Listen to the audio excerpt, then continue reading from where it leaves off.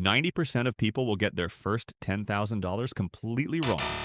Not because they picked the wrong fund, because they make one decision in the wrong order and it quietly costs them years.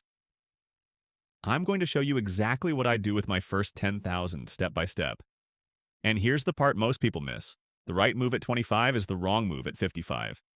Get that backwards, and you could spend a decade undoing it. Stay with me, because the biggest mistake isn't where you put the money. It's something you do before you invest a single cent. Let's start there because this is the step everyone skips. Your emergency fund. If you don't have one, your first 10,000 isn't investment money. It's survival money. And treating it like anything else is how people get wiped out. So here's my rule, and it's blunt.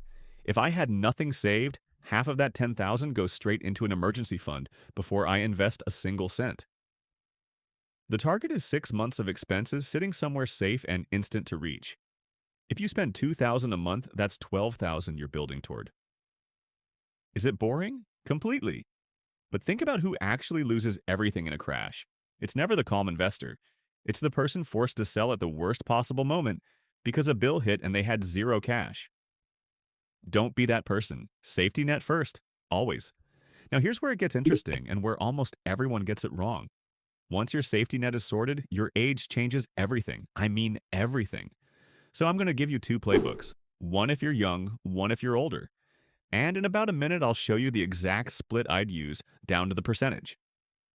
Figure out which one is you, because mixing them up is the costly mistake I mentioned at the start. If you're young, you're sitting on the one advantage money can't buy. Time. And time rewards exactly one thing. Growth. When you've got decades ahead of you, you don't need your money paying you today. You need it compounding as violently as possible, and you can afford to ride out every bump on the way. So here's the exact split I'd use. 70% into broad index funds. That's low-cost funds holding hundreds, even thousands of companies across the whole planet in a single move. You're not betting on one winner. You own a slice of everything. And historically, that broad global exposure has returned around 7 to 8% a year over the long run. That 70% is your engine. But here's the part that confuses people. The other 30% goes somewhere boring on purpose.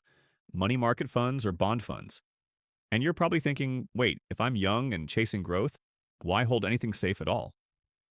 Here's why, and this is the move most beginners never figure out. That 30% isn't there to grow. It's your ammunition. When the market drops 30% in a bad year, and it absolutely will at some point, that's the money sitting ready to buy more while everything's on sale. It barely moves, it earns a steady little return, and it keeps you calm. And remember what I said, the calm investor wins, the panicking one loses. That 30% is what keeps you calm. Now flip it. If you're older, closer to retirement, everything I just said reverses. You don't have decades to recover from a crash anymore, so the goal isn't growing the pile. It's getting paid from it. This is where income-paying funds come in.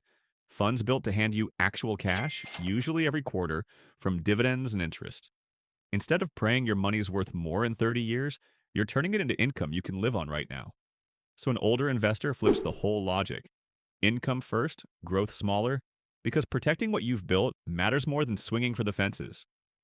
Same 10,000. Completely different move. That's the decision nobody frames for you, and it's the one that matters most. Quick gut check before we go further. Young means tilt toward growth and accept the ride. Older means tilt toward income and protect the pile. If you only remember one thing from this whole video, make it that. It's worth more than any specific fund I could name. Now, whichever camp you're in, there's one move that quietly separates people who build wealth from people who blow it. Don't dump all your money in on a single day and pray.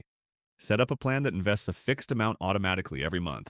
Price is high, you buy a little less. Price is low, you buy more. Over time, your average cost smooths right out, and the emotion that destroys beginners just disappears. 200 or 300 a month, automatic, zero thinking. That's it. And before you do anything, let me save you from the 3 mistakes that quietly wreck people. Mistake 1. Chasing whatever's hot right now. By the time it's all over your feed, you're buying the top. Mistake 2. Checking your portfolio every single day. If you're glued to it, you'll panic sell on the first dip, and dips are normal. They're supposed to happen. Mistake 3, and this one's silent. Fees. A fund quietly charging 2% a year sounds like nothing. Stretch it over 30 years, and that fee eats up to a third of your final returns. A third. Always know what you're paying. So here's the entire plan in one breath. No safety net. Half goes to your emergency fund first, 6 months minimum. Once that's locked, if you're young, 70% into broad global index funds, 30% into money market or bond funds as your ammunition. If you're older, flip to income-paying funds so your money pays you. Then automate it monthly so you never time anything. That's the whole strategy. And the truth nobody wants to hear? The hardest part was never the math.